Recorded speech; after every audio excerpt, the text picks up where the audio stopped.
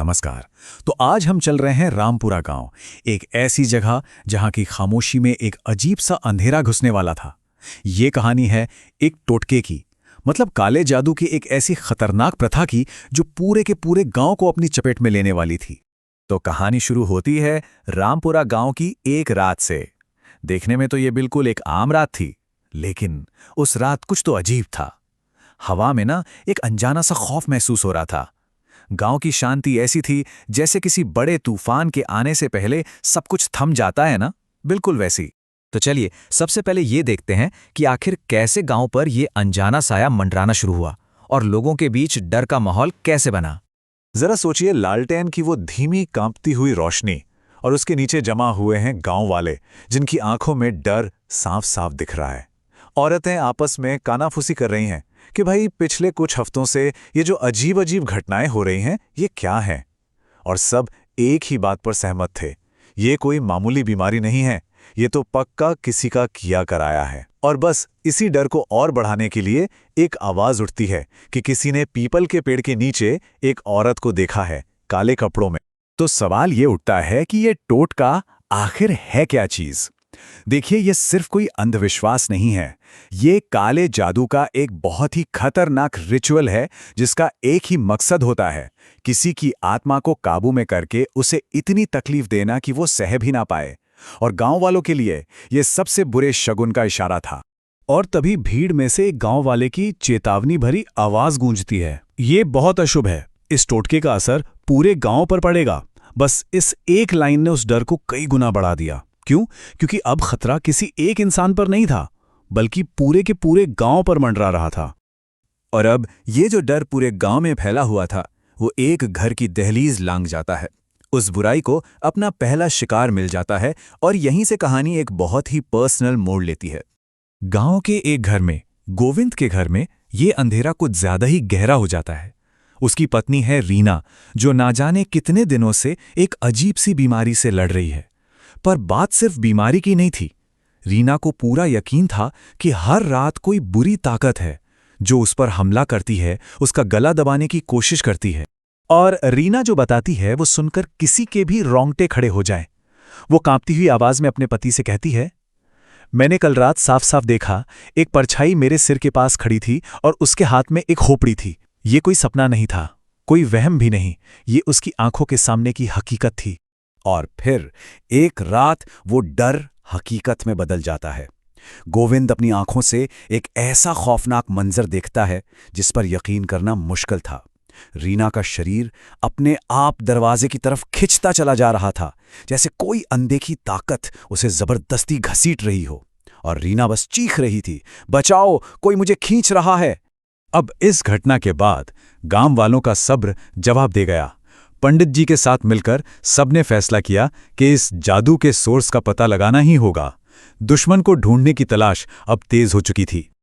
और फिर सबूत मिलने शुरू होते हैं, एक के बाद एक। हर सुराग के साथ मामला और भी ज्यादा संगीन होता जा रहा था। सबसे पहले सड़क के किनारे मिलते हैं खून में सने मिट्टी के गोले और कुछ नींबू। फिर तालाब के पास मिलती है कोयले की राख और लाल धागे में बंधी हुई हड्डियां। और आखिर में वो सबसे डरावना सुराग, एक मिट्टी की गुड़िया जिस पर साफ साफ रीना का नाम लिखा हुआ था। और बस तभी गांव का चौकीदार इस पूरी पहेली को सुलझा देता है। वो बताता है कि हाँ, उसने अपनी आंखों से देखा है, कई बार रात के अंधेरे में एक काली साड़ी वाली औरत को उसी पीपल के पेड़ के नीचे कुछ करते हुए। वो राख और नींबू से गोले बना रही थी। अब सारे के सारे सुराग एक ही तरफ इशारा कर रहे थे, एक ही नाम की ओर, जगनी। ये पास के गांव की एक औरत थी जो टोना टोटका करने के लिए पूरे इलाके में बदनाम थी। तो अब गांव वालों के डर को एक चेहरा मिल गया था और उस दुश्मन का नाम था जगनी। तो चलिए अब चलते हैं कहानी के उस हिस्से की तरफ जहां सब कुछ तय होना था। वो फाइनल टकराव जहां अच्छाई और बुराई आमने सामने आने वाले थे। घनी चांदनी रात थी। पंडित जी और कुछ हिम्मत वाले गांव वाले हाथों में लालटेन लिए तालाब के किनारे पहुंचे और वहां वो थी जगनी। उसके हाथ में एक मिट्टी का घड़ा था और वो कुछ अजीब से मंत्र बुदबुदा रही थीं जो हवा में गूंज रहे थे।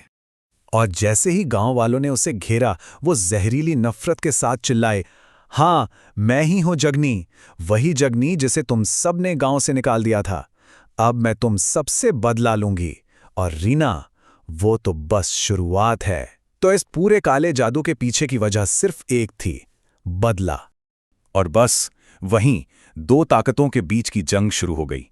एक तरफ थे पंडित जी अपनी पवित्र शक्ति के साथ, वो मंत्र पढ़ रहे थे, गंगाजल छिड़क रहे थे। और दूसरी तरफ थी जगनी की काली दुनिया की ताकत। उसने अपने खून से 3 भयानक सायों को बुला लिया, जिनकी आंखें आग के अंगारों की तरह चमक रही थीं। और ठीक उसी वक्त वहां रीना आ पहुंचती है। उसकी आंखें एकदम खाली थीं। वो पूरी तरह से जगनी के काबू में थी। उसकी आवाज में कोई जान नहीं थी जब वो बोली, मैं अब उसी की हूं। वो मुझे बुला रही है। उस एक पल के लिए तो ऐसा लगा कि जैसे बुराई की जीत हो गई है। लेकिन पंडित जी ने हार नहीं मानी। उनके मंत्रों की शक्ति इतनी तेज थी कि जगनी दर्द से चीखने लगी। उन्होंने फौरन रीना पर गंगाजल छिड़का और वो वहीं बेहोश होकर गिर पड़ी। और तभी रीना के शरीर से एक काले धुएं का बादल निकला और सीधा जाकर जगनी के घड़े में समा गया। और अगले ही पल वो घड़ा एक जोरदार धमाके के साथ आग के शोलों में बदलकर फट गया। घड़े के फटते ही जगनी की सारी ताकत भी खत्म हो गई। देखते ही देखते उसका शरीर राख में बदलने लगा और उसकी आत्मा एक आखिरी चीख के साथ रात के अंधेरे में कहीं खो गई। बुराई का अंत हो चुका था। लेकिन क्या बुराई का अंत होने से कहानी भी खत्म हो जाती है? चलिए देखते हैं कि इस भयानक रात के बाद उस गांव का क्या हुआ। रीना तो बच गई थी, उसे होश भी आ गया था। लेकिन पंडित जी ने सबको चेताया कि इतनी बड़ी बुरी शक्ति का साया इतनी आसानी से पीछा नहीं छोड़ता।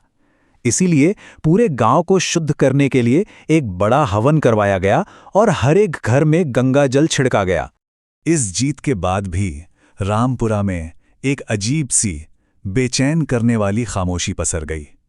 आज भी गांव के लोग जब उस पीपल के पेड़ के पास से गुजरते हैं तो एक सिहरन सी दौड़ जाती है। कहते हैं वहां से रात में आज भी अजीब अजीब आवाजें सुनाई देती हैं।